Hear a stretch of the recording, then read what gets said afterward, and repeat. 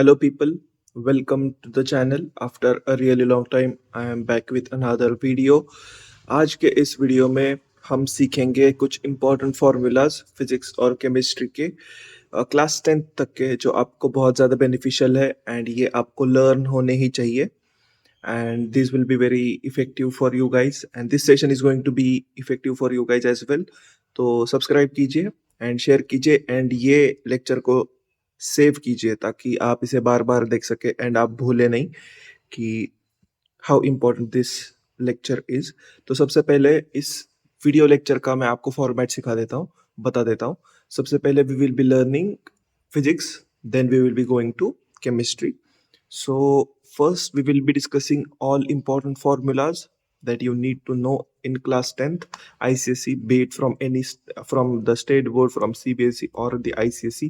I will be talking about all formulas that you need to know in order to pass and in order to quickly revise. So ये एक rapid revision जैसा भी आप कह सकते हो इसे. And in chemistry we will be discussing all the most important concepts and the most important things that you need to remember. And this is a video जिसमें you also need to put your own efforts. आपको भी एक बार अच्छे से revision करना चाहिए and I am sure कि अगर आप लोग ये वीडियो अच्छे से देख लेते हो ये पीडीएफ भी आपको मिल जाएगा. तो if you guys also revise the PDF again and again तो आई एम श्योर कि आपको बहुत अच्छे मार्क्स आने वाले हैं. Now without further ado let's start, let's get into the most important formulas. सबसे पहले फिजिक्स में we will be studying the motion. तो मोशन के अंदर सबसे इंपॉर्टेंट फार्मूला, आज हम सिर्फ फार्मूला डिस्कस करेंगे बहुत ही ज़्यादा स्पीड में. If you guys want to see recorded lectures सारे क्लास 10th के, क्लास 9th के, then you can always go on my channel and watch previous videos. So now let's start. So सबसे पहले motion के अंदर topics आ जाते हैं जैसे कि speed. So the first formula is speed is equal to distance upon time. So it is also called as velocity is equal to distance upon time. Now T is distance and T is time. Okay, velocity. Now what is difference between speed and velocity, ये भी आपको पता होना चाहिए. Velocity has direction, speed doesn't have direction. Again, now another formula that you need to remember is a is equal to, so acceleration ka formula you need to remember. Acceleration is equal to final velocity minus initial velocity upon time. So this is another very important formula that you guys need to remember. You can't forget this. Now हम आ जाते हैं equations of motion जो आपको मैंने पढ़ाए हैं previous chapters में, तो आप जाके वो भी देख सकते हो. सो इक्वेशंस ऑफ मोशन, सबसे पहले equation of motion, final speed is equal to initial speed plus acceleration and time. तो v is equal to u plus at. The next equation of motion is s is equal to ut plus half at square. आप अगर चाहिए तो आप अपनी notebook लेके बैठ जाओ ताकि you can always revise it fast. तो speed is equal to v is equal to u plus at. Then this is s is equal to ut plus at square. यहाँ पे s is displacement, u is initial velocity, time t is time, half is half, just 1/2, a is acceleration and t is time ka square. Okay, now the next thing that you need to remember is third law of motion, that is v square is equal to u square plus 2as. इसे ऐसे भी लिख सकते हैं, v square minus u square is equal to 2as. तो ऐसे भी इसे लिखा जा सकता है यहाँ पे भी. Now this is final velocity, this is initial velocity, both squared. This is acceleration and this is displacement. Very important thing, यहाँ पे s is not speed, this is displacement. Do not confuse. Class 10th के बहुत सारे बच्चे ये गलती करते हैं. Now you need to remember uniform circular motion. Now what is uniform circular motion? Uniform circular motion के अंदर acceleration आता नहीं है. Constant velocity से ऑब्जेक्ट रोटेट करेगा सर्कल में. So इसका फॉर्मूला है, ये भी speed is equal to distance upon time से ही डिराइव होता है. So now what will be the distance? Distance would be the parameter of circle, so that is upon time, 2 pi r upon time. Very important thing, this is parameter and this is time. So this is another important formula that you need to remember. यहाँ पे r is radius, ये तो आपको पता ही होना चाहिए पाई का वैल्यू क्या होता है. Now, force and laws of motion. Now, here comes the second chapter, second most important concept that you need to remember as a class 10 student. अगर आप क्लास 12th में क्लास 11th में साइंस लेने की सोच रहे हो तो ये तो आपको आना ही चाहिए. So the first thing is Newton's first law, then we will be discussing Newton's second law and then Newton's third law. So Newton का first law क्या कहता है? Object in a uniform motion, object in a uniform motion or rest remains in rest until and unless is acted by an external force. This is the law of inertia. इसे बोलते हैं हम inertia. मतलब अगर कोई चीज rest में है तो वो रेस्ट में रहेगी और अगर कोई चीज मोशन में है तो वो मोशन में रहेगी until and unless an external force is applied. तो ये एक्सटर्नल फोर्स के कारण क्या होगा कि उस मोशन को उस मोशन या फिर उस इनर्शिया को कट हो जा तो वो इनर्शिया ब्रेक हो जाएगा which will result into the object coming to the rest या फिर velocity increasing. Now this is only possible when it is in a theoretical space. अब अगर आप लोग इसे समझने के लिए एक कोई अच्छा एग्जांपल लोगे जैसे व्हील, तो ये व्हील पे काम नहीं करेगा क्योंकि when the wheel is rotating, क्योंकि आप बोलोगे राइट अब चलो व्हील घूम रहा है तो कुछ टाइम के बाद घूमने के बाद रुक तो जाएगा, तो यहाँ पे फोर्स लगा रही है फ्रिक्शन. ओके तो ये ऐसे हो गया ground. So the friction is acting, friction के कारण स्पीड कम हो जाता है and then the object come to rest. तो ये हो गया first law of motion which is law of inertia.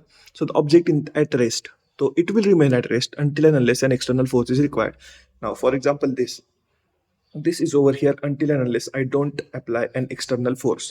Easy, इससे अच्छा एग्जांपल कोई हो ही नहीं सकता. Now the second law of second Newton का सेकेंड लॉ ये कहता है force is equal to mass into acceleration. Force is equal to mass into acceleration. So what does this law actually mean? तो इस लॉ का ये अर्थ है कि अगर कहीं पे फोर्स है तो वहां पे मास को एक्सेलरेट किया गया होगा तभी वहां पे फोर्स आ जाती है. Now how do you accelerate a mass? ये हो गया मास और इसको एक तरीके से एक्सेलरेट करेंगे तो देन वी कैन से कि यहाँ पे इस ऑब्जेक्ट के ऊपर फोर्स लग रही है. अब आपको मैं एग्जांपल दिखा देता हूँ. This is an object, this is force. Okay, now the third law of motion, third law, Newton ka third law, every action has its equal and opposite reaction. Very understandable. So this is the third law that you need to remember. Now let's come to the momentum. अब ये momentum बहुत interesting चीज है. P is equal to mv. Now this is, ये हो गया formula. मैं आपको मोमेंटम एक्सप्लेन करता हूँ. कोई भी ऑब्जेक्ट जब मोमेंटम में होती है तो then we need to remember that उसको एक तरीके की वेलोसिटी होती है. अगर कोई ऑब्जेक्ट एक वेलोसिटी से, एक ऑब्जेक्ट जिसका मास m है, if that is going with a velocity then we call it as it is going through a momentum. Okay तो ये फॉर्मूला हो गया P is equal to M V. Very important thing. Now ये आपको आ जाना चाहिए कि यहाँ पे यूजुअली किस टाइप के क्वेश्चन आते हैं वो भी डिस्कस कर लेते हैं. यहाँ पे usually they try to change this v. तो अगर आपको क्वेश्चन में v नहीं देंगे लेकिन आपको इन फॉर्मूला से v निकालना पड़ेगा और फिर वो यहाँ पे डालना पड़ेगा. सो पीडीएफ को ज़्यादा गंदा नहीं करते. ओके एंड इस तरीके से आप v निकालोगे या फिर आपको m निकालने के लिए बोलेंगे. यूजुअली m नहीं v ही निकालने को बोलेंगे and then you will have to solve the question. ये स्पेसिफिकली हो गया 11th-12th के क्वेश्चंस में. इस तरीके के एग्जांपल्स आप एक्सपेक्ट कर सकते हो. Okay now the thing is कि इम्पल्स कैलकुलेट कर लेते हैं. Impulse is a large amount of force acting on a small number of time. Okay, impulse is large amount of force acting for a small number of time. Very important thing. Large amount of force acting for a small number of time.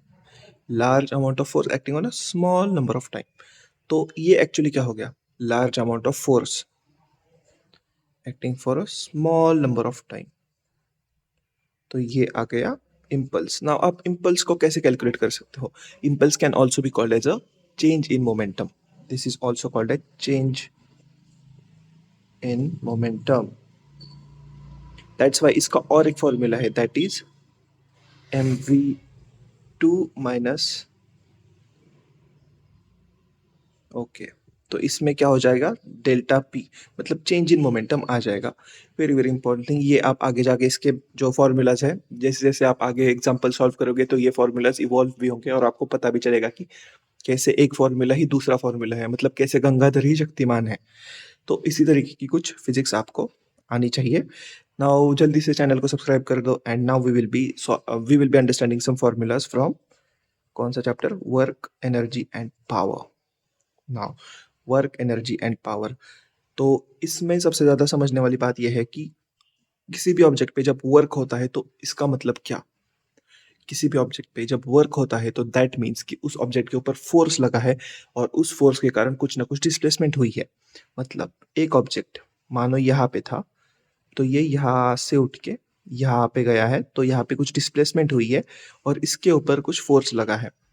And again, since work is what, it is a it is a vector quantity, so that's why कुछ direction में force लगा है, तो D I R direction पे force लगा है, तो that is why we call W is equal to F S.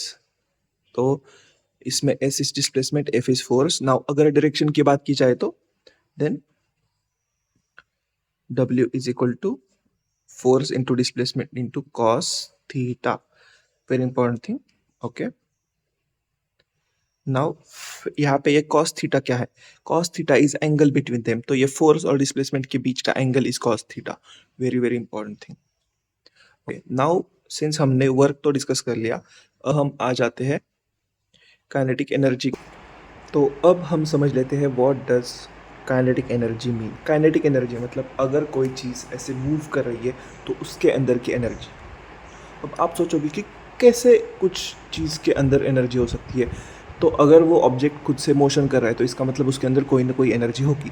अगर आप कार या फिर बाइक चला रहे हो तो bike moves with some amount of kinetic energy. अगर आप किसी पत्थर को ऐसे माउंटेन से नीचे छोड़ दोगे या फिर किसी व्हील को माउंटेन से नीचे छोड़ दोगे, बिल्कुल कुछ इस तरीके से ऐसे, तो उसकी काइनेटिक एनर्जी बढ़ जाएगी। ओके, मतलब उसकी काइनेटिक एनर्जी यूज़ होगी और वो नीचे आ जाएगा।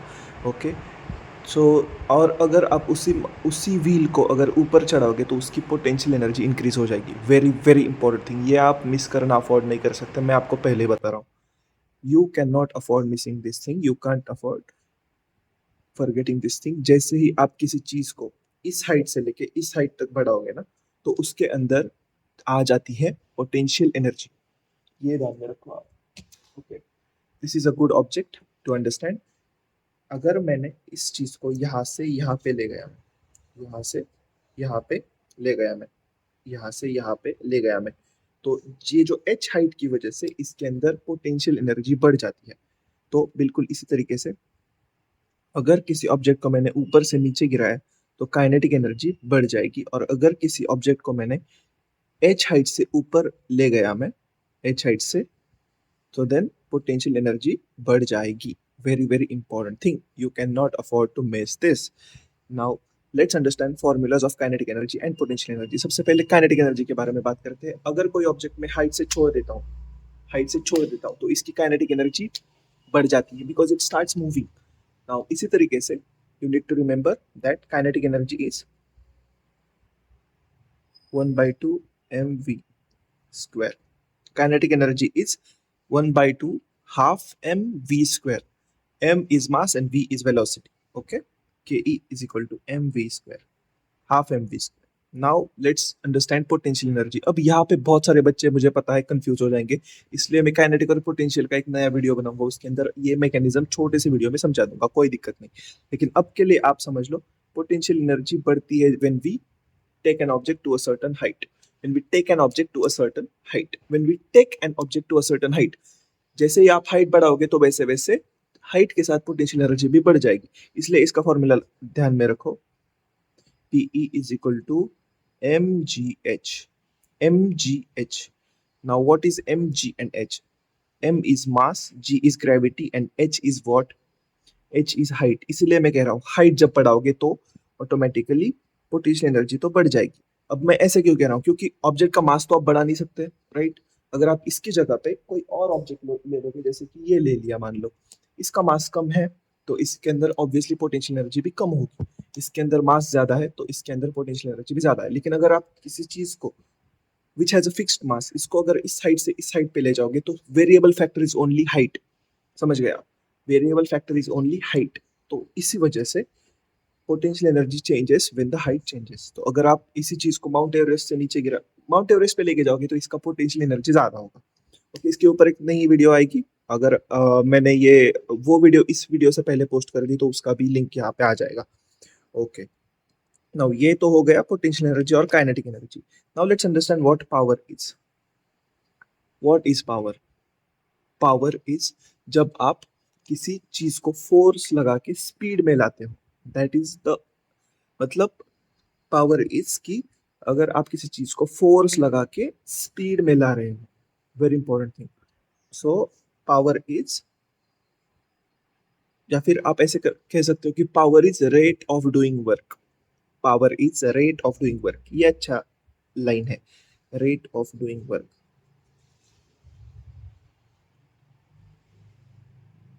अगर आप किसी चीज का रेट कैलकुलेट कर रहे हो तो you are dividing it by time. So power is work done per unit time, या फिर power is work done per unit time, या फिर आप ऐसे समझ सकते हो कि force required to bring an object to a certain velocity. अब एक और लास्ट की चीज वर्क पावर एनर्जी में जो आपको पता होनी चाहिए, that is law of conservation of energy which says energy can neither be created nor destroyed. Easy, easy. तो ये तो हो गया सब कुछ वर्क पावर एंड एनर्जी का। अगर आपको वीडियो सही में पसंद आ रही है तो make sure you are liking it and sharing it and subscribing to the channel. वैसे भी धीरे धीरे सब्सक्राइबर काउंट बढ़ रहा है। Thank you so much guys. Now let's get to gravitation. Gravitation एक बहुत ही ज्यादा इंटरेस्टिंग फील्ड है। वैसे भी मैं आपको छोटा सा डिस्क्लेमर दे दूं, ग्रेविटेशन के अंदर आपको एम जी क्या है पता होना चाहिए। एम एन जी, जी का वैल्यू भी आपको पता होना चाहिए 9.8 या फिर 10 ले सकते हो आप यूजुअली। सो यस, सबसे पहले universal law of gravitation. What does universal law of gravitation say? Universal gravitation का लॉ का फॉर्मूला सबसे important, F is equal to G M one M two upon R square. This is law of gravitation, जिसके अंदर G is gravitational constant, m1 and m2 is mass between two objects and this is r square, मतलब ये distance between them. अब ये law क्या कहता है? Law कहता है कि यूनिवर्स में कोई भी दो चीजें होंगी ना तो वो एक दूसरे को इक्वल एंड अपोजिट फोर्स से अट्रैक्ट करेगी। इसका मास m1 कह देते हैं, इसका मास m2 कह देते हैं, इसके अंदर डिस्टेंस r कह देते हैं। So this is how this law goes, f is equal to g m1 m2 upon r square. Very important thing. Now acceleration due to gravity. अब ये जो ग्रेविटी काम कर रही है ना उसके वजह से दो ऑब्जेक्ट्स के बीच में एक्सेलरेशन होगा। तो let's understand what acceleration due to gravity का formula is. Acceleration due to gravity, या फिर इसको आप जी बोल सकते हो, that is G M upon R square. अब जैसे अगर कोई चीज ऐसे नीचे गिर रही है, ओके, ऐसे नीचे गिर रही है, तो उसके अंदर we will need to calculate the G. तो जी की यूजुअली वैल्यू 9.8 होती है। Okay, now let's understand gravitational potential energy. जैसे ही आप किसी ऑब्जेक्ट को अर्थ से, मान लो ये अपना अर्थ है, ओके, दिस इज अर्थ, रुको ग्रीन कर देते हैं अर्थ को, दिस इज अर्थ। मान लो आप किसी ऑब्जेक्ट को इस हाइट से लेके इस हाइट पे लेके जा रहे हो, तो उसके अंदर कितना ग्रेविटेशनल चेंज आएगा, ग्रेविटेशनल पोटेंशियल एनर्जी कितना बढ़ेगा, उसके लिए formula is U is equal to minus G M M upon R. अब इसमें M is mass of earth, this is, या फिर जो बिगर ऑब्जेक्ट होगा, m is mass of smaller object which is this, and this is distance जितना तुम लेके जा चुके हो, and this is gravitational constant। very important thing। okay, these are some important formulas from gravitation। okay, gravity is related to earth, तो आपको कुछ कुछ values है जो याद रखनी पड़ेगी, you cannot afford to miss them। okay, now let's come to the lighter topic जो कंफ्यूज तो करेगा, जिसने मुझे पर्सनली कंफ्यूज किया था क्लास 10th में। मेरा एक सवाल गलत हुआ था और वो इस चैप्टर से हुआ था, क्योंकि मुझे तब ये अच्छे से समझ में नहीं आता था, but now I know everything. आपको टाइप्स ऑफ मिरर्स तो पता है होंगे। टाइप्स ऑफ मिरर्स जैसे हो गया ये, this is a concave, this is a convex mirror, this is a normal mirror, plane mirror. Okay, now ये इसके बाद हम बात कर लेते हैं मिरर फॉर्मूला की। Now what is mirror formula? Now सबसे पहले मिरर फॉर्मूला के लिए मिरर आपको पता होना चाहिए, मिरर के कुछ फीचर्स आपको पता होने चाहिए। Now this is a pole, this is focus. जब लाइट इंफिनिटी से आएगी तो फोकस से क्रॉस करेगी, this is I am talking about which type of, this is concave. Okay, तो लाइट जैसे ही आएगी तो वो सेंटर से पास हो जाएगी। Now this is what, now अगर आप लोग किसी ऑब्जेक्ट को यहाँ पे रख देते हो, so this becomes your you, and अगर उस ऑब्जेक्ट की इमेज कहीं यहाँ पे आ जाती है, now this becomes what, this becomes v, this becomes v. तो ये कुछ चीजें आपको पता होनी चाहिए। तो सबसे पहले mirror formula is 1/f is equal to 1/v plus 1/u। अगर लेंस फार्मूला की बात करें तो द सेम थिंग, बट यहाँ पे बस ऐसे माइनस साइन आ जाएगा।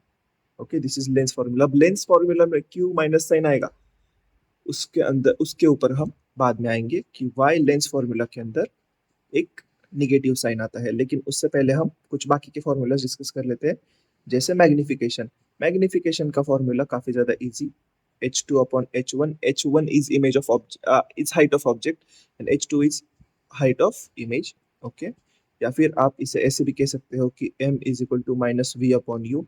अब यह माइनस क्यों लगेगा, because it is in opposite direction. V, और वी आ जाएगा पोजिशन ऑफ इमेज, यू आ जाएगा पोजिशन ऑफ ऑब्जेक्ट। इजी, कोई दिक्कत नहीं है भाई। Now let's come to the Snell's law. Snell's law, Snell's law refraction के अंदर आ जाएगा। हम रिफ्रैक्शन बहुत ही जल्दी सीखेंगे अभी। Now what does refraction mean, refraction mean जब लाइट किसी एक मीडियम से जिसकी डेंसिटी μ1 है, एंड इसकी एक इस मीडियम से दूसरे मीडियम के अंदर चली जाती है जिसकी डेंसिटी है μ2, तो उसकी वेलोसिटी चेंज होने के कारण उसकी बहुत सारी चीजें चेंज होती है, जैसे उसका डायरेक्शन चेंज हो जाता है। नाउ लेट्स इमेजिन कि लाइट ऐसे आई है। Now depending on its density वो लाइट यहाँ पे स्कैटर हो सकती है या फिर यहाँ पे स्कैटर हो सकती है। नाउ लेट्स इमेजिन कि वो लाइट इस डायरेक्शन में रिफ्रैक्ट हो गई। Okay, so now this will be the angle and this will be the angle from normal. अभी ये नॉर्मल ड्रॉ कर ली हमने, this is normal by the way. तो स्नेल का लॉ क्या कहता है कि based on the density direction change होगा फ्रॉम, तो ये कुछ ऐसा आ जाता है।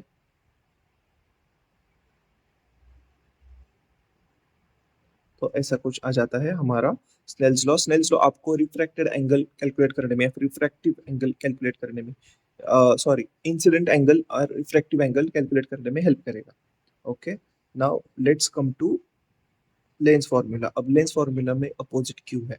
आपको मैं एक चीज बता दूं, लेंस हो या फिर मिरर हो, आपको इसे कार्टेशियन प्लेन की तरह ट्रीट करना है। तो ऑब्वियसली अगर आपका ऑब्जेक्ट यहाँ पे होगा तो इसका इमेज यहाँ पे होगा। अगर कार्टेशियन साइन की सुने तो this is all negative. Okay, this is all positive, this is all positive, this is, this side is positive and this side is positive. वैसे this side is negative, this side is also negative, and कुछ इस तरीके से आपका होगा। सो जब इसका image ऐसे आ जाएगा ना, तो that would be in negative. And ये मिरर, आई मीन ये लेंस के इस साइड पे होगा, समझ रहे हो, इस साइड पे। जैसे अगर आप मिरर में लोगे तो मिरर में इसी साइड पे इमेज, इसी साइड पे ऑब्जेक्ट, आई मीन इसी साइड पे ऑब्जेक्ट, इसी साइड पे इमेज। वैसा यहाँ पे नहीं है, so that's why we need to have this minus sign, ताकि आपको एग्जैक्ट डिटेल्स मिल जाए कि इमेज कितनी दूर है यहाँ से, या फिर इसका फोकस अगर यहाँ पे हो गया तो इमेज कितनी दूर है सेंटर से, ये जानने के लिए आपको आपको जो ये माइनस साइन लगाना पड़ेगा। So the formula is same, formula stage same, बस एक साइन का चेंज हो जाता है। नाउ ये आप कैसे रिमेंबर करोगे कि कहाँ पे प्लस आएगा कहाँ पे माइनस आएगा, वेरी वेरी कॉमन सेंस। आप कैसे करोगे, ये लेंस के अंदर एल आ जाता है, L just looks like this. तो कुछ इस तरीके से आप याद रखो कि माइनस साइन इन लेंस, तो माइनस साइन लेंस के अंदर आएगा, आपको माइनस साइन लेंस में दिखेगा। अगेन मैं बता रहा हूँ, मिरर में नहीं, ये आप कंफ्यूज करोगे। अगर आप किसी एंट्रेंस एग्जाम में जा रहे हो एल एन आकाश के, यहाँ पे वो लोग खेलेंगे बहुत अच्छे से। सो मेक श्योर लेंस के अंदर माइनस साइन आएगा, लेंस फॉर्मूला के अंदर माइनस साइन आएगा। Now power of lens, power of lens is की कितना, what is power of lens. अब ये तो आपको मैं बता देता हूँ। पावर ऑफ लेंस इज की लाइक कितना लाइट वो, कितना लाइट इट कैन बेंड, समझ रहे हो, लाइक कितने एंगल पे वो बेंड कर सकता है। कुछ लेंस होगी, ओके, कुछ लेंस होगी जो ऐसी थिक है, कुछ लेंस होगी, वैसे आपको लेंस के टाइप्स बता दो एक मिनट में। This is a vex lens, convex, this is concave lens. Okay, अभी ये इंपॉर्टेंट नहीं है, अभी वो तो आपको पता ही होगा। नाउ दिस इज कि अगर ये लेंस यहाँ तक मोड़ रही है, now this is a thick lens, तो ये यहाँ पे ही मोड़ देगी, समझ रहे हो? तो कितने एंगल पे या फिर कितने कितने अंदर मोड़ती है उसके ऊपर इट डिपेंड्स कि लेंस का पावर कितना कितना है। तो दिस द लेंस टू, यहाँ पे जो लेंस थी उसका पावर ज्यादा रहेगा। So what you need to remember is कि power of lens is equal to one upon focus. जितना कम फोकस, जितना कम फोकस उतनी ज्यादा पावर। जितना कम फोकस मतलब जितना क्लोज फोकस, जितना क्लोज होगा फोकस, ये समझ लो। ये इंपॉर्टेंट है आपको। ये मान लो एक लेंस है, ये मान लो दूसरी लेंस है। ओके, जितना पास होगा फोकस, ओके, इस सेंटर से जितना पास होगा फोकस, यहाँ पे देखो, यहाँ पे कुछ ज्यादा दूर आएगा फोकस, यहाँ पे ये थोड़ी सी बल्ज्ड लेंस है तो यहाँ पे आ जाएगा फोकस। तो जितना कम फोकस, जितना कम फोकस उतना ज्यादा लाइट वो एक जगह पे फोकस कर पाएगा, उतना क्लोज फोकस, समझ रहे हो? अगर इतने पे ही फोकस हो रहा है तो इट मीन्स दैट इस लेंस के अंदर बहुत ज्यादा पावर है।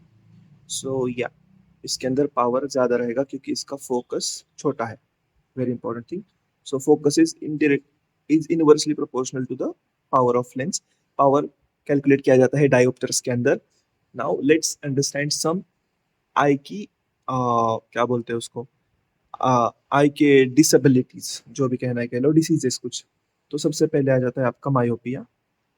अगर आप लोग स्पेसिफिकली नीट के लिए अगर किसी कोचिंग में जाने का प्रेफर कर रहे हो तो ये क्वेश्चन वो पूछेंगे, myopia. Next is hypermetropia. Third is presbyopia. इसके बाहर क्वेश्चन नहीं जाएगा। और एक आपको पता होना चाहिए, cataract. Cataract is not in physics but आपको ये पता होना चाहिए। So the most important thing that you need to remember is myopia. What is myopia? Myopia के अंदर लेंस ऐसे हो जाता है, okay, and to cure that myopia, myopia के अंदर जो कि मुझे है, मुझे पर्सनली मायोपिया है, तो I can't see things that are far away, okay, because lens is bulge. तो इनके अंदर कॉनकेव लेंस यूज करेंगे। हाइपरमेट्रोपिया वाले लोगों को, अब जैसे मायोपिया वालों को फार फार साइटेडनेस नहीं, नियर साइटेडनेस है। हाइपरमेट्रोपिया वाले लोगों को फार साइटेडनेस होता है, नियर साइटेड की चीजें उन्हें दिखती नहीं है। सो फॉर देम हाइपरमेट्रोपिया वाले लोगों को कॉन्वेक्स कॉन्वेक्स लेंस रिकमेंड की जाती है डॉक्टर से। चश्मा मतलब जस्ट अपने स्पेक्टेकल्स। मैं पूरा डिटेल में यहाँ पे नहीं बताऊंगा, लेकिन इसके ऊपर भी एक सेपरेट वीडियो बन सकती है, आप कमेंट्स में मुझे बता दो। The third thing is presbyopia. Presbyopia के लोगों को दूर का भी नहीं दिखता, पास वाला भी नहीं दिखता। So in such cases you suggest a bifocal lens, bifocal lens. And the fourth thing that you are going to study is cataract. Cataract मतलब कुछ नहीं, बस ओपेक सा पर्दा आ जाता है आई आई के अंदर। ये एज के साथ ज्यादा बढ़ जाता है, ये आपको पता होना चाहिए, बस इसलिए मैं बता रहा हूँ। All right, so the next thing on our list is electricity. ये एक बहुत ज़्यादा इंपॉर्टेंट टॉपिक है आपके क्लास 10th के अंदर भी एंड क्लास 9th के अंदर भी थोड़ा सा है। Now some basic formulas that you need to remember about electricity are. सबसे पहले हम ये इरेज कर लेते हैं, उसके बाद we will be discussing the formulas. तो सबसे पहले जान लेते हैं कि what is electricity, what is current. आपको पता ही होना चाहिए, current is flow of charges, okay, and flow of charges per unit time, और दैट इज करंट। नाउ हम सबसे पहले जान लेते हैं what are some important formulas in electricity. V is equal to IR, this is Ohm's law, Ohm's law. The second thing, okay, एक minute में ये स्क्वायर कर दूँ। Now the second thing that is important is resistance. Resistance is felt when we use a resistor. So हर एक resistance का अलग अलग resistance होता है, रेजिस्टिविटी होती है। तो it is L upon A. Now what is this? Now this is a constant, okay, this is resistivity. Now what is this? L, L is length, and what is A? A is cross section area. जब भी आप किसी wire का cross section area लोगे, सो this is A, this is L, and this is the resistivity that you will be feeling when you pass the charges. Very very important thing, okay. Now next thing that we are going to learn is series circuit and parallel circuit. So सबसे पहले circuit क्या है समझ लेते हैं। Circuit के अंदर क्या होता है, सबसे पहले आप ड्रॉ करोगे एक बल्ब, उसके बाद एक बैटरी, एंड एक स्विच होगा चाहिए तो बीच में, ओके, प्लस या माइनस। एंड अगर ये सर्किट क्लोज्ड है तो ये बल्ब जलेगा, अगर ये ओपन है तो फिर ये बल्ब नहीं चलेगा। Now let's understand what a parallel circuit is. Parallel circuit के अंदर ऐसे ऐसे पैरेलल के अंदर रेजिस्टर्स लगाए होंगे, ऐसे n नंबर ऑफ रेजिस्टर्स लग सकते हैं, and then this will be connected to a cell, okay. Now इसके अंदर आपको अगर रेजिस्टेंस निकालना बोला जाए कि कितना रेजिस्टेंस फील हो रहा है, तो R total will be R1 plus R2 plus R3। ऐसे ही होता है parallel circuit. This is a series. Series के अंदर कॉमन सेंस है। Now the same thing goes with parallel resistance. Parallel के अंदर कुछ इस तरीके से ऐसे हो गया resistance, and there will be a power connected. तो यहाँ पे R1 R2 R3 रिस्पेक्टिवली। तो यहाँ पे टोटल रेजिस्टेंस कैसे कैलकुलेट करोगे? तो total resistance will be RT will be 1 upon R1 plus 1 upon R2 plus 1 upon R3। Very important thing, ये कुछ बेसिक्स हो गए आपको जो आप जानने चाहिए। These are the formulas. आप यहाँ पे भी पढ़ सकते हो। ये पीडीएफ अगर आपको चाहिए तो आप डिस्क्रिप्शन में जाओ और डाउनलोड कर लो, या फिर मुझे डीएम करो, वहाँ पे भी मैं आपको सेंड कर दूंगा।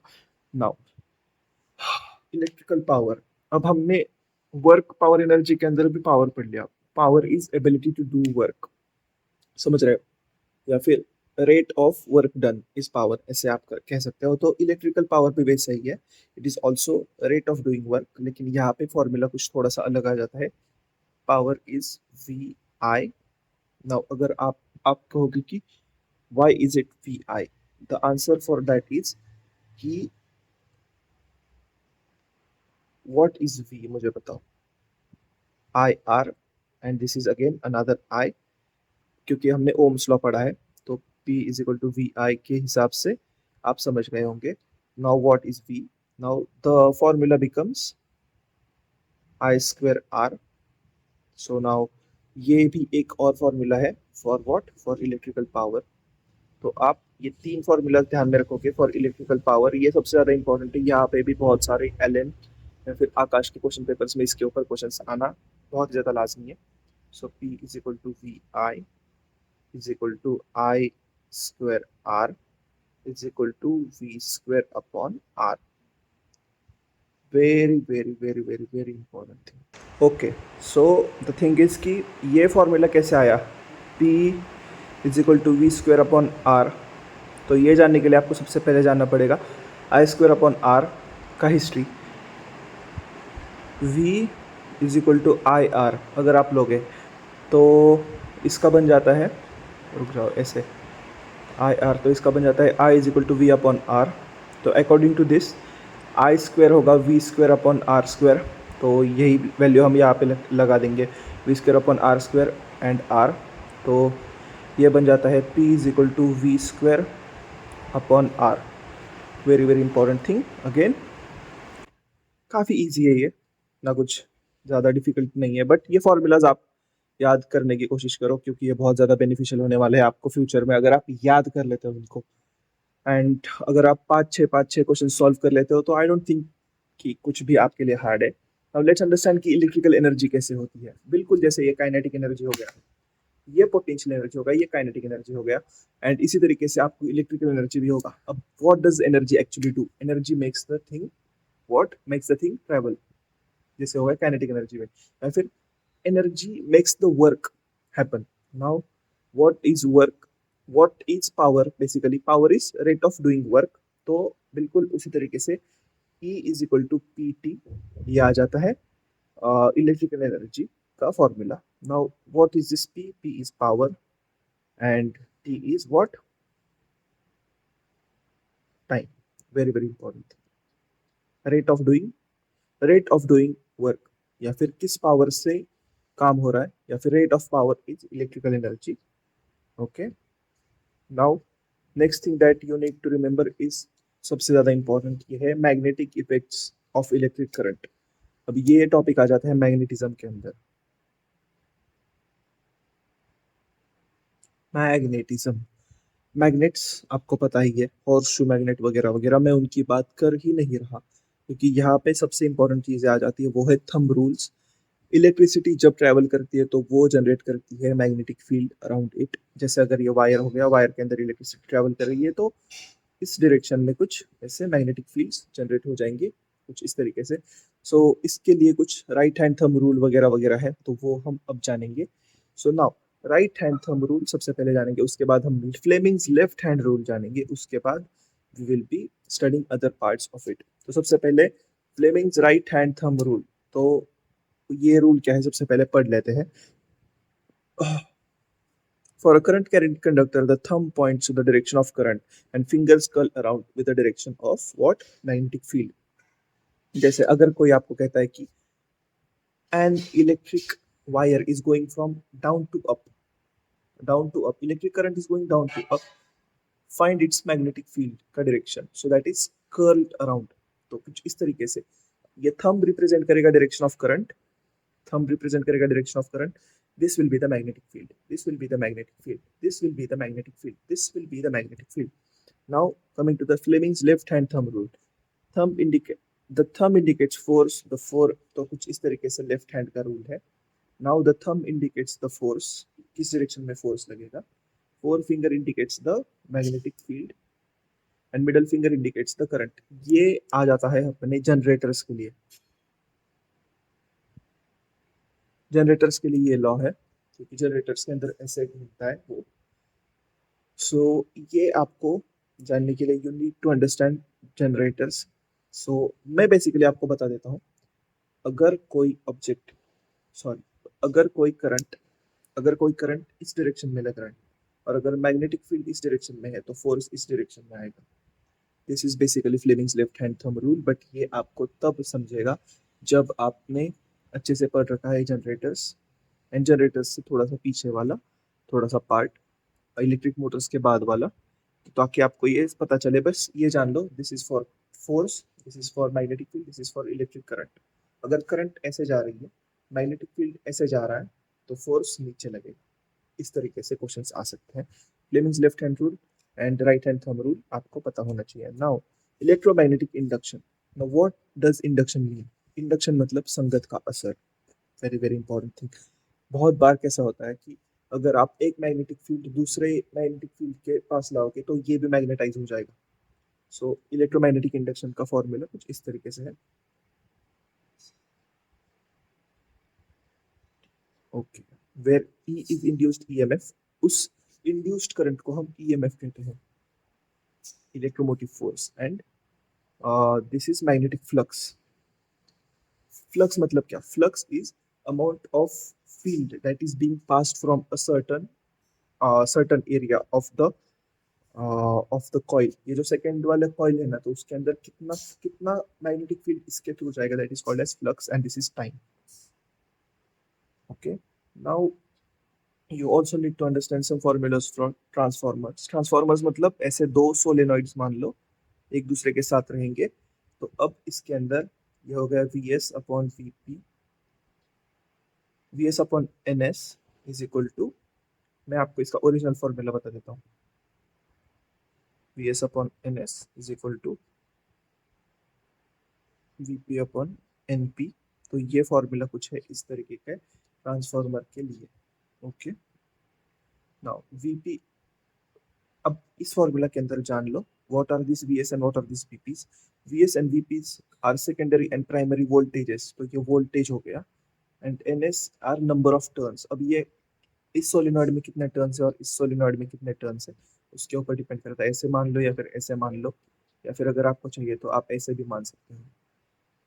इसके अंदर टर्न्स कितने हैं, इसके अंदर टर्न्स कितने हैं, एंड इसके अंदर V और इसके अंदर V। तो इस तरीके से कुछ आप वोल्टेज के बेसिस पे can always solve the questions for transformers, very very important thing. ये फॉर्मूला आपको ध्यान में आना चाहिए। This was all about physics. Okay, and अब we will be starting with the chemistry. Welcome back to the channel एक बार फिर से। Now in today's video we will be discussing all important concepts till class 10th।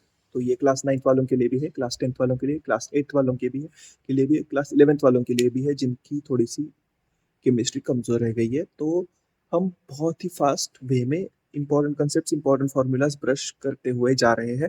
वैसे भी हमने अभी अभी फिजिक्स का भी खत्म किया है। If you are watching the entire बड़ा वाला वीडियो, देन फिजिक्स हो चुका है, केमिस्ट्री अब स्टार्ट होगा। और अगर आप छोटा सिर्फ केमिस्ट्री का वीडियो देख रहे हो तो भाई फिजिक्स का भी ऐसा ही बहुत ज़्यादा फास्ट रिवीजन वाला वीडियो मैंने बना दिया है। तो make sure watching that and now let's begin with chemistry. Chemistry के अंदर कुछ 6-7 इंपॉर्टेंट टॉपिक्स है। सबसे पहले types of chemical reactions, types of chemical reactions. तो उससे पहले मैं बता दूं what is chemical reaction. Chemical reaction is product से बनेगा reactant. This is chemical reaction, it is irreversible chemical, sometimes reactions are irreversible. Now let's understand the types of chemical reaction. सबसे पहले combination, decomposition, displacement, double displacement, redox. सबसे पहले combination के अंदर क्या होता है वो मैं आपको झट से बता देता हूँ। कॉम्बिनेशन के अंदर टू और more products come together and form one single product, that is called as combination reaction. One single or sorry, two or more reactants come together and form a single product, that is called as a combination reaction. Decomposition reaction के अंदर क्या होगा, एक बहुत बड़ा reactant splits into छोटे छोटे products. Easy. Now let's come to the displacement reaction. Displacement के अंदर क्या होगा, अदला बदली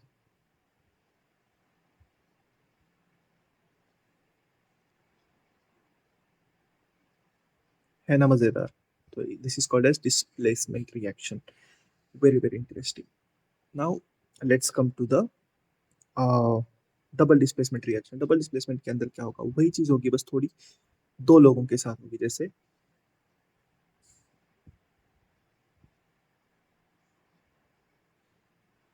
है ना, interesting. So this is double displacement reaction. इसके अंदर ये प्रोडक्ट ये प्रोडक्ट दोनों इंटरचेंज कर रहे हैं। This is a what, double displacement reaction. Now let's come to the redox reaction. Redox reaction के अंदर रिडक्शन भी हो रहा है और ऑक्सीडेशन भी हो रहा है। Now what is oxidation, oxygen add होगा। Reduction is what, reduction is H plus add होगा। Very very important thing. So now reduction and oxidation occur simultaneously. अब सबसे important thing, that is law of conservation of mass. What does law of conservation of mass say? एक chemical reaction के अंदर new mass is not created nor mass is destroyed. Okay, mass is neither created nor destroyed in a chemical reaction. एक chemical reaction के अंदर एक chemical reaction के अंदर mass create भी नहीं होगा and destroy भी नहीं होगा. Very very very important thing. Okay. Now let's come to the balancing chemical equation. Ensure the number of atoms of each element are same in both reaction. अब ये balancing के लिए separate video बन चुकी है. Make sure you are watching that क्योंकि ये बहुत बड़ा टॉपिक है। ये मैं यहाँ पे कवर नहीं कर पाऊंगा, बट मैं आपको एक बता दूं, रिएक्टेंट्स एंड प्रोडक्ट्स के एटम्स का नंबर सेम होना चाहिए। Number of atoms in reactant should be equal to number of atoms in product. ये सबसे ज्यादा इंपॉर्टेंट चीज है। So we have finished the first topic, chemical reactions के बैलेंसिंग की। अगर आपको वीडियो चाहिए तो make sure you are dropping down the comment, या फिर पुरानी वीडियो डेफिनेटली जाके चेक कर सकते हो, बहुत ज़्यादा बेनिफिशियल रहेगा क्योंकि वहाँ पे मैंने बहुत सारे एग्जांपल्स दिए। Now acid, base and salt. Now what is an acid. Acid क्या होता है, एसिड टेस्ट में खट्टा होता है। It has extra H plus ions.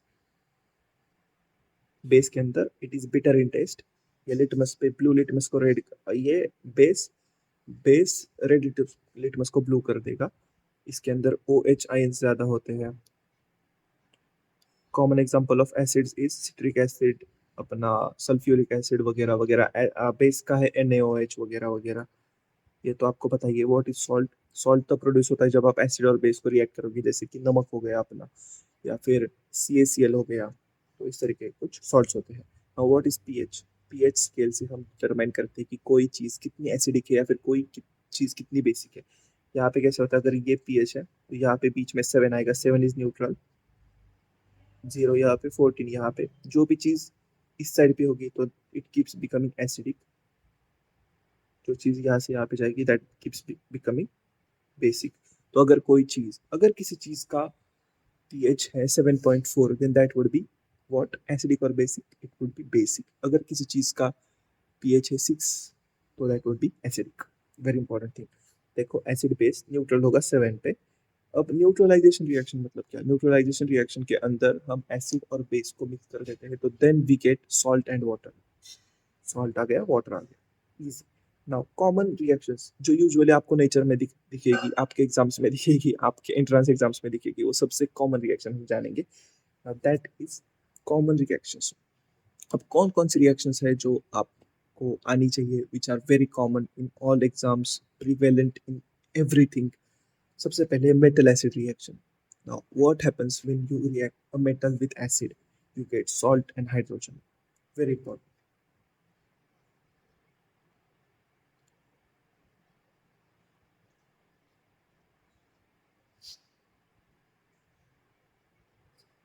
समझ गए? आयरन को आपने एसिड के अंदर डुबो दिया, you get FeCl, that is salt, and this is H2 gas. एक एग्जांपल आपको नीचे दिख जाएगा। Okay, now the second reaction that we are going to study, that is base और एसिड का, which give salt and water. ये आपने देख ही लिया।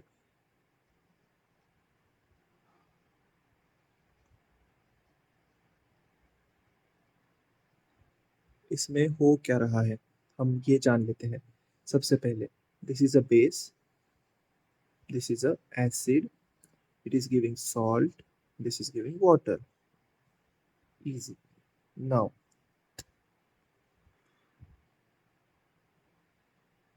अब हम आ जाते हैं आयोनाइजेशन के ऊपर।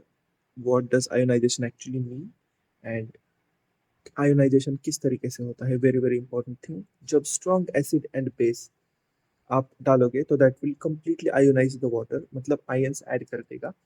अगर आपने वीक एसिड और वीक बेस डाल दिया प्योर वाटर के अंदर, तो that will partially ionize water, मतलब आयंस के अंदर ब्रेक होगा। Ions, water ions, ions are unstable molecules जिनके ऊपर चार्जेस होते हैं।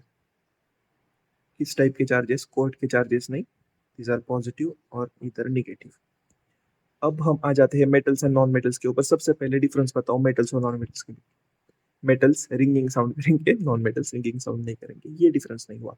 Metals are conductors, non metals are usually not a good conductor of electricity, heat. मान लो मेटल्स स्ट्रॉन्ग होते हैं, नॉन मेटल्स ब्रिटल होते हैं। these are some common differences that you need to know. Now reactivity series, very very important thing। सबसे ज्यादा reactive कौन है? पोटेशियम है। सबसे कम रिएक्टिव मेटल कौन है? गोल्ड है। Okay, very important thing. Now extraction of metals के लिए बहुत ही बड़ा वीडियो मैंने बना दिया है चैनल के ऊपर, वो आप जाके देख लो। क्योंकि यहाँ पे मैं पूरी तरीके से बता नहीं सकता, बट मैं ये बता सकता हूँ कि आप जब धरती के अंदर मेटल्स खोजने जाओगे तो आपको मिलेगा ओर, मेटल की ओर। तो आपको उस ओर को हीट करना पड़ेगा, रिफाइनरी के अंदर रिफाइन करना पड़ेगा, जिसके अंदर कुछ प्रोसेसेस होंगे, जैसे कि रोस्टिंग हो गया या फिर कैल्सिनेशन हो गया। और इन चीज़ों को करने के बाद आपको प्योर मेटल मिल जाएगा। नाउ कौन से ओर्स को आप क्या करोगे? जैसे सल्फाइड ओर हो गया तो उसको क्या करोगे आप? अगर कैल्सिफाइड ओर है तो उसको क्या करोगे आप? कार्बोनेटेड ओर है तो उसको क्या करोगे? सबसे पहले रोस्टिंग हम किन ओर्स की करेंगे? सल्फाइड ओर को करेंगे। सल्फाइड ओर को हीट करेंगे, रोस्ट करेंगे हम। तब हमें इन प्रेजेंस ऑफ ऑक्सीजन, तो तब हमें सल्फाइड सल्फर लाइक सल्फर के बॉन्ड्स टूट जाएंगे and you will get a pure metal. Now let's come to calcination. Calcination किसका करोगे? कार्बोनेटेड ओर्स का करोगे आप कैल्सिनेशन, लेकिन ये एब्सेंस ऑफ एयर में करना पड़ेगा ताकि ज़्यादा CO2 भी रिलीज ना हो और हमें मेटल मिल जाए। Very very important. या फिर क्या हो जाएगा, अगर बहुत ज़्यादा ऑक्सीजन है तो फिर क्या करेगा वो? ऑक्सीजन ही मेटल के साथ रिएक्ट करेगा और कार्बन, और वो उसका खुद का ऑक्साइड बनाएगा या फिर उसका खुद का कंपाउंड बनेगा। सो this is a very very important thing. Calcination किसका होगा? रोस्टिंग किसका होगा? रोस्टिंग और सल्फाइड ओर का। एंड एंड कैल्सिनेशन होगा कार्बोनेटेड ओर का। Very important. नाउ प्रॉपर्टीज कुछ मेटल की और नॉन मेटल की, I am not going to explain this. मैं आपको हाईली रिकमेंड करूंगा मेरा यूट्यूब के ऊपर ये डालो और ये डिटेल में देख लो। ज़्यादा कुछ नहीं, बस 3 वीडियोज़ है जिसके अंदर मैंने बहुत अच्छे से फर्नेस वगैरह सब कुछ बहुत अच्छे से मैंने आपको सिखाया है। अब मेटल्स और नॉन मेटल्स के बाद एक और कैटेगरी आ जाती है, आपके पीरियोडिक टेबल पे भी आपको दिख जाएगी, that is what? That is alloys. What are alloys? Alloys are mixtures of metals and non metals. इनके अंदर मिक्स्ड प्रॉपर्टीज होती है, कुछ प्रॉपर्टीज या मेटल की शो करेंगे, कुछ प्रॉपर्टीज या नॉन मेटल की शो करेंगे।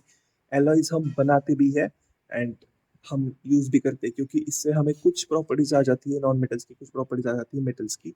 It is very useful in industries, fashion industry हो गया, ऑटोमोबाइल हो गया, तो उसके अंदर हम लाइट मटेरियल्स यूज़ करके बहुत स्ट्रॉन्ग चीज़ें बना लेते हैं एलॉयज़ के कारण। So these are very important alloys. जैसे एक बहुत ज़्यादा कॉमन एलॉय आपको बता दूँ, brass. This is mixture of copper and zinc. आपने एलॉय व्हील्स के बारे में सुना होगा, so these are the same alloys. ये कुछ हल्के फुल्के मेटल्स लेके हम बहुत ही ज्यादा तगड़ी स्ट्रॉन्ग चीज बना देते हैं, so that's why these alloys are important. Now let's come to the full and final video, full and final subtopic, जो है carbon and it's compounds. What is a carbon? Carbon एक ऐसा एलिमेंट है periodic table के ऊपर which is non metal. इसके इतने सारे कंपाउंड्स हैं, ऑलमोस्ट मिलियंस में कंपाउंड्स ये बना देता है अकेला कार्बन। कार्बन के बारे में स्पेशल चीज ये है कि इसके आउटर शेल में होते हैं 4 इलेक्ट्रॉन्स। इसके कारण ये 4 बॉन्ड्स बनाने में सक्षम होता है। ये खुद के भी 4 बॉन्ड्स बनाता है, ऐसे ऐसे ऐसे एक मैट्रिक्स बनाता है खुद का भी। ओके, ये एक यूनिक एबिलिटी है इसके ऊपर। सो एंड इसकी और एक एबिलिटी है, so that is catenation. Catenation मतलब ability of carbon compound to form long chains with other carbon compounds, तो इसे कैटेनेशन कहेंगे। तो ये खुद से ही बॉन्ड्स बनाने में सक्षम है। Tetravalency of carbon, carbon forms 4 covalent bonds. Tetravalency मतलब 4 बॉन्ड्स, जो मैंने अभी यहाँ पे आपको दिखा दिया। इसके बाद इन कार्बन्स के इतने सारे कंपाउंड्स है कि हमने कार्बन के कंपाउंड्स को कैटेगराइज कर लिया ताकि हम अच्छे से स्टडी कर सके। तो इनमें से सबसे कॉमन है हाइड्रोकार्बन। हाइड्रोकार्बन का स्ट्रक्चर आपको ड्रॉ करके दिखाता हूँ मैं। हाइड्रोकार्बन नाम में ही हाइड्रो है कार्बन से, तो फिर इसमें होंगे हाइड्रोजन्स और इसके अंदर होंगे क्या, कार्बन। समझ गए? अगर आप इसके अंदर सिर्फ एक बॉन्ड है then that is called as a alkane. अगर इसके अंदर 2 बॉन्ड्स है एंड कुछ इस तरीके से है, अगर डबल बॉन्डेड स्ट्रक्चर है तो then that is called as alkene. Alkene. अगर इसके अंदर इसी तरीके से 3 बॉन्ड्स है,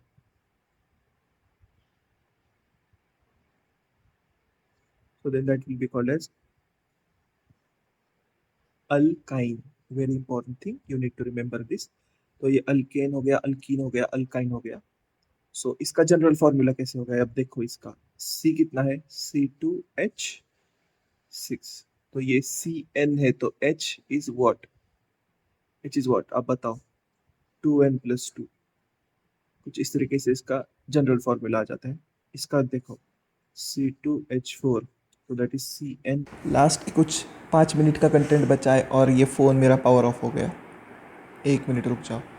ओके, सो अब हमने ये तो जान लिया टेट्रावैलेंसी क्या है, या फिर हमने ऑलमोस्ट सब कुछ चीज़ें कवर कर ली। अब जानते हैं कि इन कार्बन कंपाउंड्स के ऊपर ना कुछ स्पेशल ग्रुप्स आके लग जाते हैं, जैसे अल्कोहल हो गया, अल्डिहाइड हो गया, एसिटिक मतलब एसिड हो गया, और क्या कीटोन्स हो गए, तो ये आके लग जाएंगे और पूरे कार्बन कंपाउंड का नेचर ही चेंज कर देंगे, पूरा प्रॉपर्टी ही चेंज कर देंगे। जैसे अगर कोई नाइट्रेट लग गया तो फिर वो थोड़ा कार्बोनाइट्रेट की तरह काम करेगा, तो वो नाइट्रोजन के भी कुछ कैरेक्टरिस्टिक्स दिखाने लग जाएगा।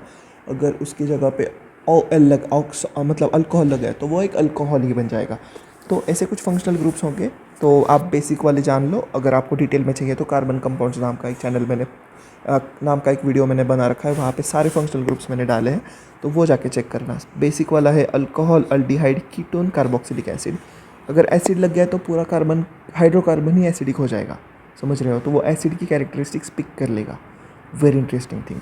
तो कुछ इस तरीके से आपको ये फंक्शनल ग्रुप्स कार्बन कंपाउंड के ऊपर ऐसे लगे हुए दिख जाएंगे। तो ये इसके साथ ही इसका प्रीफिक्स भी चेंज हो जाता है, तो दैट वुड बी इथीन का बन जाएगा ETHENOL, इथेनॉल। इथेनॉल कुछ इस तरीके से। अगर अगर ये कार्बोक्सिलिक एसिड बन गया तो ये इथेनोइक एसिड बन जाएगा। इस तरीके से कुछ चीज़ें चेंज हो जाती है। नाउ इम्पॉर्टेंट रिएक्शंस, सबसे इम्पॉर्टेंट रिएक्शन है कंबशन, सब्स्टिट्यूशन एंड एडिशन। अब कंबशन मतलब क्या, अगर हमने एक हाइड्रोकार्बन को ले लिया और उसको जला लिया, क्या हो जाएगा, क्या होगा? अगर आपने कोयले को लिया और जला डाला तो उसका क्या हो जाएगा, hydrocarbon plus oxygen gives you carbon dioxide, oxygen और बहुत सारी energy. This is common reaction of burning a coal. फिर बर्निंग पेट्रोलियम, क्योंकि पेट्रोलियम के अंदर भी बहुत सारे हाइड्रोकार्बन ही होते हैं। Now next thing is substitution, replacement of one atom of a group by another. ये बिल्कुल डिस्प्लेसमेंट ही है, बस इसके अंदर क्या होता है कि substitution of a functional group. तो बस ये फंक्शनल ग्रुप जो है ना, उसका रिप्लेसमेंट, उसका डिस्प्लेसमेंट होगा, समझ रहे हो। And now there is addition, adding atoms और group to the unsaturated carbon compounds. तो अगर ये अब सैचुरेटेड अनसैचुरेटेड क्या है, देखो मैं आपको ईजिली बता देता हूँ। अनसैचुरेटेड मतलब जिसके अंदर डबल बॉन्ड्स है या फिर ट्रिपल बॉन्ड्स है, these are unsaturated, this is saturated. Next thing that you need to know, saturated के अंदर अगर हमने एक और कार्बन डाल दिया, एक और कार्बन डाल दिया, एक और कार्बन डाल दिया, दिस इज़ एडिशन रिएक्शन। तो इसके कारण क्या होगा, नंबर ऑफ़ हाइड्रोजन भी चेंज होगा, नंबर ऑफ़ कार्बन भी चेंज होगा। आपको ये वीडियो कैसा लगा ये मुझे आप कमेंट्स में बताओ, and I will see you in a similar video. सारे के सारे इंपॉर्टेंट कंसेप्ट क्लास 10th तक के मैंने पढ़ा दिए हैं आज के इस सेशन में। अगर आपको ये सेशन अच्छा लगा, इन्फॉर्मेटिव लगा, तो इसे सेव कीजिए, दोस्तों के साथ शेयर कीजिए। सेकेंड थिंग मैं आपको बता दूं कि मैंने पूरा क्लास 10th क्लास 9th अच्छे से पढ़ा रखा है मेरे चैनल के ऊपर, तो वो आप डेफिनेटली चेक कीजिए। और अगर आपको कुछ कस्टम एक टॉपिक के ऊपर लेक्चर चाहिए तो that will also be recorded as soon as you mention it in the comments. तो चलो, this was all about it in today's session. I will see you in another one. Bye bye.